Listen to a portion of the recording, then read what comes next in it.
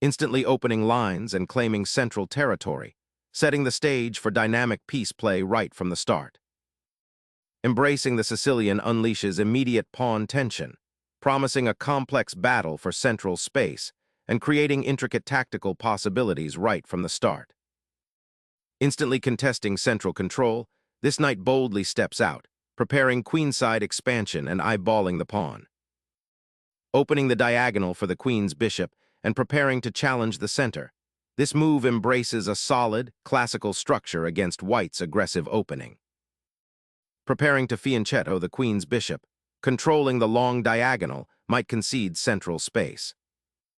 Solidifying the center and preparing to challenge white's queenside expansion, this pawn move subtly redirects the game towards pawn structure dynamics. Opening the diagonal for the bishop, this piece now eyes the d6 pawn and the eventual kingside expansion. Developing the knight naturally prepares castling and challenges white's queenside intentions. Aggressively pushing the e-pawn cramps black's kingside, demanding immediate attention and potentially sacrificing pawn structure for central control. Opening the d-file immediately seizes a crucial diagonal for the queen and bishop, liberating underdeveloped pieces. Centralizing that knight on e5 immediately seizes an outpost, cramping black's development and forcing a response to the immediate threat. This pawn capture, while outwardly aggressive, simplifies the center and opens diagonals, potentially leading to early tactical skirmishes. White's piece activity is now significantly enhanced by this bold thrust. Developing the knight to d7 is a sensible decision, reinforcing the central pawn and preparing for queenside expansion. It also subtly avoids blocking the c8 bishop's diagonal. Pushing the f-pawn forward aggressively opens a pathway for white's king's rook, aiming to exploit the pawn chain that has now solidified, potentially creating attacking chances on the kingside, while simultaneously reinforcing the central e5 pawn's support structure. The knight boldly ventures into the enemy camp, challenging the centralized white pawn and threatening to disrupt white's king's pawn protection, while simultaneously preparing for potential outpost occupation if the central tension eases.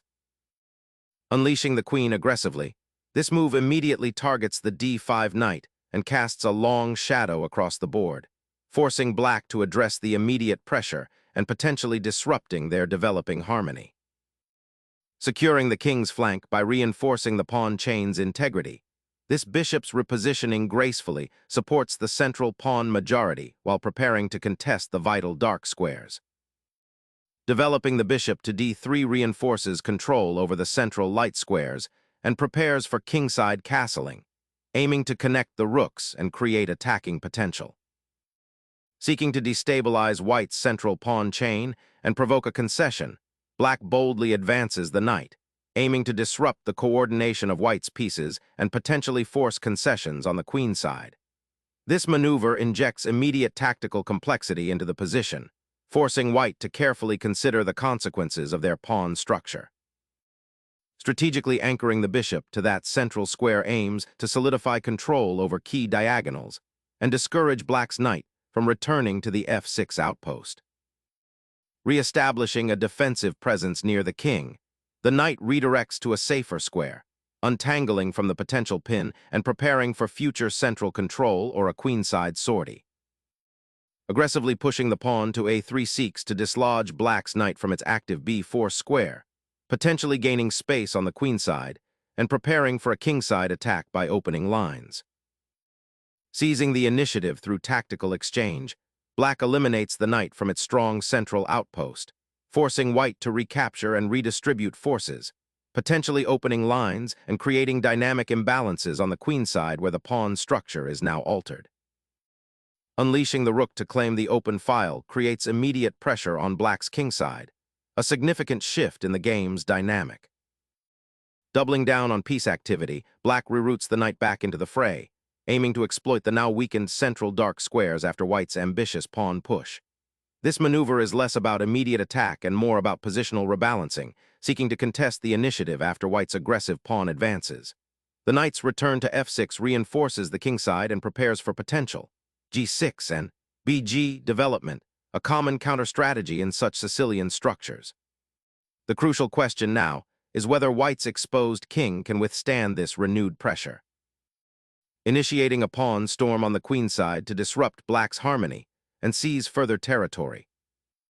The king finally finds sanctuary behind a pawn wall, a wise decision given white's growing initiative and the compromised center. Castling into safety secures the king, a fundamental priority after an aggressive opening, while simultaneously preparing to connect the rooks for future central operations. Sensing an opportunity to disrupt white's queenside pawn structure, black repositions the knight, aiming to exploit the open a file that white's pawn push created and potentially fork pieces or create threats along that nascent open file. A surprising repositioning, this knight sacrifices immediate central presence for potential queenside pressure, and to avoid being a target on the d5 square, perhaps eyeing the c2 or a4 squares after further pawn advances. Challenging the central pawn structure, f6 aims to dislodge the knight from its forward perch, potentially opening lines for future action and creating a more dynamic pawn formation at the cost of some kingside flexibility. This subtle maneuver redirects the knight from its slightly awkward outpost, aiming to bolster the queenside and potentially exploit the open b-file. Black shores up the c5 square and aims to improve the bishop's scope along the long diagonal, but this offers white a welcome opportunity to establish dominance on the queenside.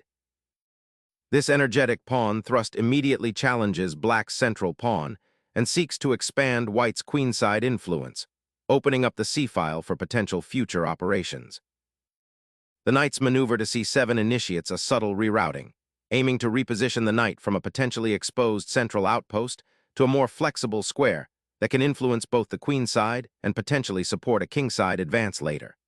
This seemingly passive repositioning might be a precursor to a pawn break on the queenside with c4, or to reinforce the d5 square if white attempts to dislodge the black knight from its current post. Observe how this repositioning impacts the potential attacking pathways for both sides. Does it leave any holes, or does it simply prepare for future operations? A subtle repositioning, the knight hops back, aiming to reinforce the center and potentially challenge the advanced d6 pawn, while also freeing up the f3 square for future pawn pushes or piece activity. Opening the queenside with a pawn thrust promises to disrupt white's queenside pawn structure, and could lead to dynamic play by creating imbalances. Opening the b-file offers immediate pressure on black's queenside, aiming to exploit the weakened structure after the pawn exchange. The bishop claims the long diagonal, swinging into action to potentially harass the kingside or control central squares, a welcome re-entry after its previous temporary exile. Reclaiming the central square from black's knight with the queen suggests an intention to bolster the pawn chain and prepare for potential pawn pushes on the queenside, aiming to disrupt black's harmonious piece development and perhaps create weaknesses on the dark squares. Developing the bishop to b7 aims to activate the queen's bishop on the long diagonal, challenging white's central pawn structure and potentially putting pressure on the c4 pawn. Finally, clearing the contentious rook from its recent skirmish on the b-file and immediately redeploying it to claim a vital open file marks a shift from positional maneuvering to a more direct confrontation. Reclaiming the queen's immediate dominion of the now open a file asserts black's intent to counterbalance white's recent piece repositioning. Introducing a dynamic pressure along the open file, this maneuver aims to exploit the slight imbalance created by the pawn structure and potentially initiate a decisive attack against black's castled position. Black's queen relocates, seeking respite and a new angle on the queenside. Reactivating the knight to its original square feels like a positional reset, aiming to redeploy it towards the kingside where the action is heating up and potential threats might emerge, while also clearing the path for the c-pawn to advance and challenge black's queenside structure.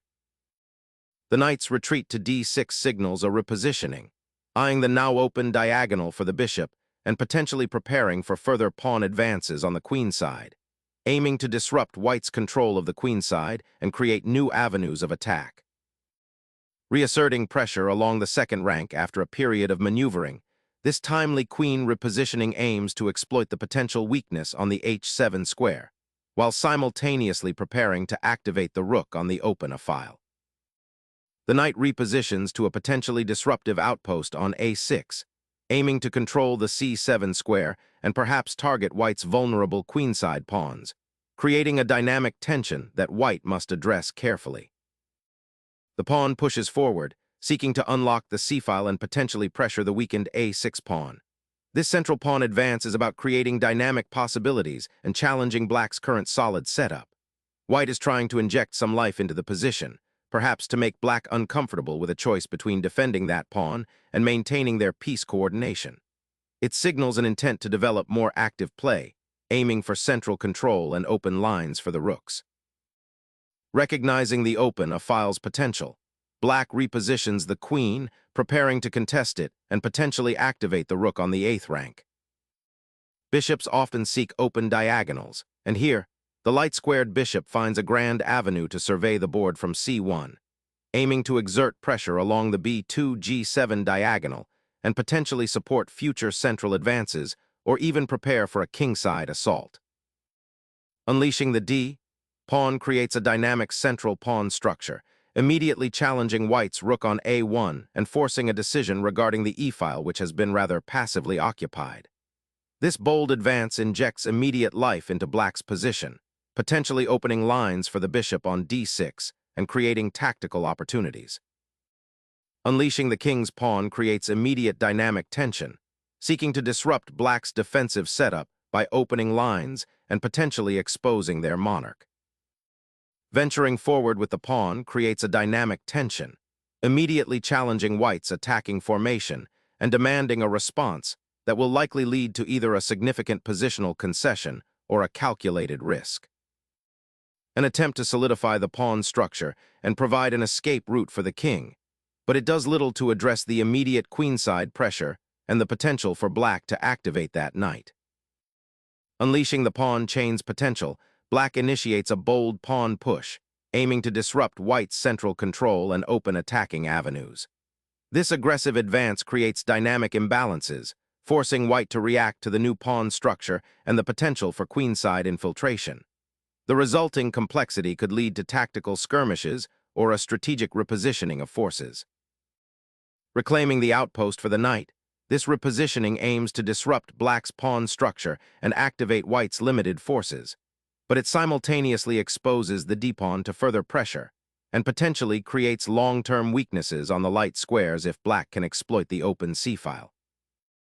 The queen's retreat to e8 aims to redeploy the monarch to a safer square, recognizing the exposed nature of the d6 pawn and the potential for white's f5-f6 push to create immediate threats. The rook's redeployment to e1, after a seemingly passive piece trade, seeks to untangle white's cramped queenside pawns and potentially support a future advance on the kingside, eyeing the precarious state of black's king, which currently lacks adequate pawn protection. A daring infiltration begins as the queen seeks to destabilize the white pawn structure and create tactical opportunities on the kingside, while also eyeing the weak pawns.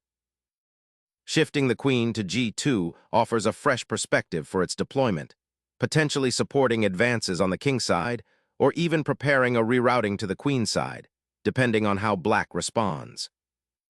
Seeking to consolidate pieces and untangle the queenside, the rook on a8 now eyes the long-term prospect of contesting the file should it open, while the queen subtly repositions to support potential pawn advances or defend against incursions. Re-establishing the queen's guard on the f2 square offers a subtle yet significant improvement in the queen's positioning, preparing for potential advances on the kingside or supporting a central pawn push by bringing it back into the fray. A subtle repositioning of the queen, seeking greater influence along the d-file and preparing for potential pawn advancements on the queen's side. The repetition of this queen maneuver suggests a search for a better square, but perhaps it's time to consider how to unlock the central pawn chain or find more active piece play, as the queenside currently feels somewhat passive. Re-establishing the queen on its active square after white's repeated king's flank probing, this maneuver aims to redeploy for either a defensive consolidation or potentially a more active role, depending on white's next defensive steps. Reshuffling the queen once more is likely a concession to the lack of immediate progress, a quiet attempt to reorganize forces and perhaps probe for a weakness on the king side, though the current pawn structure offers little immediate attacking potential. Liberating the bishop from its pawn-bound prison, this redeployment seeks to activate a piece that has been largely passive, aiming to support the pawn push on the queen side and potentially create new attacking avenues on the central files. Asserting pressure along the now open b-file begins a promising attempt to exploit black's slightly passive pawn structure and potentially create weaknesses. The knight's return to b4 signifies a strategic repositioning, aiming to disrupt white's newly established pawn chain and potentially create attacking chances on the queen side. Black is clearly seeking to activate this piece after its previous sortie to d7, and its presence on the advanced b4 square could prove quite annoying for white's central control. Reclaiming central influence is the immediate aim as the bishop pivots to its active role, preparing to challenge black's well-entrenched knight and potentially open lines towards the king. Exposing the white king's shelter, this piece sacrifice opens lines that were previously locked down, forcing white to confront immediate tactical threats and potentially disrupting their planned pawn advances. Recapturing the knight opens up the kingside pawn structure, potentially creating weaknesses around black's monarch, while simultaneously freeing the d-file for potential infiltration by white's rooks. Black seeks to reactivate the queen, aiming to redeploy it to a more influential square, perhaps the d-file, where it can cooperate with the rook and exert pressure on white's pawn structure or potentially probe for weaknesses around the king. Reactivating the knight to e1 is a strategic repositioning, aiming to bring this piece to more active squares, perhaps to the queen side to support a pawn push or to contest the d3 square if black decides to advance their own knight. Initiating a strategic withdrawal for the bishop, this maneuver aims to reposition the piece to a more active diagonal, potentially eyeing the queen side or reinforcing the center, while also preparing to defend against any imminent threats, all without sacrificing material or creating new weaknesses. The rook's repositioning to the c-file initiates a subtle but significant shift, aiming to exploit the weakened squares around black's king and potentially creating future attacking avenues through the center. Capturing the pawn opens a diagonal for black's queen and creates immediate attacking potential, potentially forcing white's king into a more exposed position or disrupting their pawn structure further. Reclaiming the queen from the engaged pawn confrontation opens the path for piece exchanges, potentially simplifying into a more favorable endgame for white given black's somewhat exposed king position. The bishop now establishes a commanding presence on the open diagonal, eyeing the weakened queen side. Reinforcing the central presence of the knight, this maneuver aims to reposition it towards a more active square where it can exert influence over a wider area of the board, potentially eyeing the c2 pawn or supporting a kingside expansion in the future. Repositioning the bishop back to a square where it can potentially influence the central pawn structure and challenge white's knight offers renewed dynamism. Opening the rook file offers fresh attacking avenues, aiming to outmaneuver the opponent's entrenched queen. Reclaiming initiative on the open file is paramount, and this brings the rook back into active play, eyeing potential breakthroughs and supporting pawn advances. The monarch ventures out from its protective pawn shield, seeking a more active post as the endgame looms. Seeking to break the positional stalemate, black endeavors to introduce some dynamism by pushing the g-pawn, aiming to potentially crack open the kingside or at least gain breathing room for his pieces. Pioneering a daring assault on the queenside, this maneuver aims to unravel black's defenses by creating immediate threats on the now opened file, potentially forcing concessions or exposing weaknesses around the enemy king. The rook now confronts black's advanced pawns, creating a powerful central presence and restricting the opponent's pieces, particularly the light-squared bishop, which is now hemmed in by its own pawn chain. Reclaiming the d7 square allows for a renewed assault on black's queenside weaknesses. Creating a defensive wall around the king is a priority now, and this move begins that process. Unlocking the kingside pawn structure is paramount now, potentially creating advanced threats. Unleashing the bishop from its passive post allows it to either weaken a pawn and potentially support a later BD4 maneuver, actively contesting white's initiative on the queen side. Asserting dominion over the newly opened file, the rook repositions to a much more active square, eyeing potential breakthroughs and reinforcing its control over the opponent's territory. A knight's journey across the board culminates, finding its final square on c2, aiming to harass the opposing king and potentially support a pawn's advance. Securing the rook's advanced post on the second rank offers white a more flexible defensive structure, preparing to contest the potentially vulnerable king's side pawns and preventing black from further infiltration. The bishop retreats to its starting square, aiming to regroup on the b1h7 diagonal and potentially support a future pawn advance with c4. The rook retreats, a tactical reevaluation after black's bishop maneuver, aiming to avoid being pinned and perhaps reposition for a central influence or defense of the pawn structure. Sensing an opportunity, black repositions the bishop to a more active diagonal, eyeing the weakened pawn structure on white's kingside while maintaining pressure along the center files. Unblocking the d-file allows the rook to participate in the endgame, targeting black's weakened pawn structure and creating dynamic counterplay. Harnessing the bishop's newfound activity, black seeks to disrupt white's centralized pieces and potentially launch a decisive queenside initiative before white can consolidate. Opening up the rook to the 7th rank creates significant pressure and forces black into a defensive posture, potentially leading to concessions or even tactical opportunities if black isn't careful. The king ventures out from its shelter, seeking an active role in the endgame by aiming to occupy central squares and support its remaining pawns. The rook aggressively occupies the only open file, threatening to infiltrate black's position and exploit the newly created weaknesses. The bishop tucks back, a defensive pivot acknowledging the pressure on the queenside files after white's rook maneuver.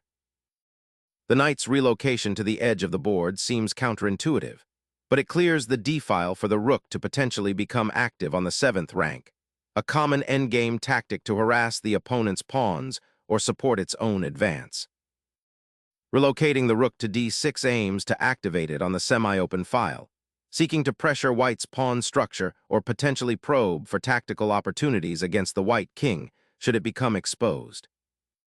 The monarch ventures out from its protective pawn wall, initiating a crucial endgame maneuver that aims to activate the king and seek out new lines of attack or defense, potentially targeting weaknesses in black's still somewhat compacted position. A bishop stepping out with a flourish, aiming to disrupt white's carefully constructed defensive wall and perhaps uncover an overlooked weakness around the monarch. The king, now exposed on the f-file, attempts to regain safety by retreating, a necessary repositioning to avoid immediate tactical threats and prepare for potential endgame struggles. The relentless pressure on the d-file finally forces a change in white's defensive setup, allowing black's bishop to reach this active square, eyeing potential weaknesses and supporting future pawn advances. The monarch attempts to escape the perpetual check cycle, seeking a safer haven on the 2nd rank to potentially regroup forces, though the persistent rook on the d-file still presents a significant threat. The black king, currently exposed on f8, desperately needs defensive cover, and relocating the rook to the 3rd rank offers precisely that crucial support. Activating the rook on the queen side opens up fresh attacking avenues and prepares to challenge black's centralized king, a crucial element as the game transitions towards its endgame. Snatching the pawn with the rook is a bold, almost desperate gamble to inject some activity, but it ignores the immediate danger of the white king marching forward and opens up your own king to further scrutiny. The rook's activation along the open file immediately targets the pawn chain, forcing black to defend a vulnerable structure and disrupting any nascent counterplay. The king's desperate scramble for safety after losing the rook finds a temporary reprieve, repositioning to potentially support the remaining pawns in this endgame maelstrom. Recentralizing the knight to attack weaknesses and prepare for potential pawn pushes creates a more active position. unleashing the bishop in a desperate attempt to disrupt the opponent's rook activity. This checking maneuver gambles on creating tactical chaos. Sensing the king's exposed position, white redirects the monarch's escape route, preparing to potentially anchor it on the f3 square to better defend the vulnerable pawns. The black rook immediately abandons its strong outpost on the third rank, surrendering the crucial c-file without a fight, and offering white's knight a comfortable square on c2 to potentially reroute towards the queenside pressure. Opening the h-file is a bold gamble, sacrificing pawn structure for potential attacking lines, but it must be carefully assessed against black's solid king safety and material advantage. This recapture, hxg5***, immediately opens the h-file, a critical avenue for white's king to navigate the remaining skirmish, while simultaneously creating a vulnerable pawn on g5 that will demand attention. Initiating a pawn advance up the king side, white seeks to disrupt black's established pawn structure and create potential weaknesses around the black king. This aggressive posture may also open lines for white's remaining pieces, particularly if black responds with pawn captures, though it risks creating overextended pawns that could become targets later. Finally, black aims to liberate the rook, eyeing the open c-file for potential counterplay and to harass the white king that's beginning to peek out. Unleashing the knight to a more active central square suddenly offers increased attacking potential against black's vulnerable king position. The black king, now exposed and vulnerable after that sequence of checks, finds no sanctuary as the white knight skillfully redirects, aiming to cut off escape routes and consolidate control over the now open central files. The king vacates a central square, seeking refuge from potential checks and clearing a path for other pieces to activate. Black's bishop forcefully cuts across the board, forcing white's king into an even more precarious position and setting up a potential discovered attack on the rook. Hoping to exploit black's misplaced bishop, white is attempting to create a mating net, but the king's exposed position remains a serious concern that needs constant vigilance. Sacrificing the bishop opens a crucial diagonal, enabling the queen's potent infiltration of white's weakened kingside, and forces the white king into a more exposed position. The knight's journey to the kingside solidifies control and prepares for potential mating nets, aiming to exploit the exposed enemy monarch. Black's king is cornered, making this aggressive check a desperate attempt to disrupt white's impending checkmate, even at the cost of exposing the monarch further.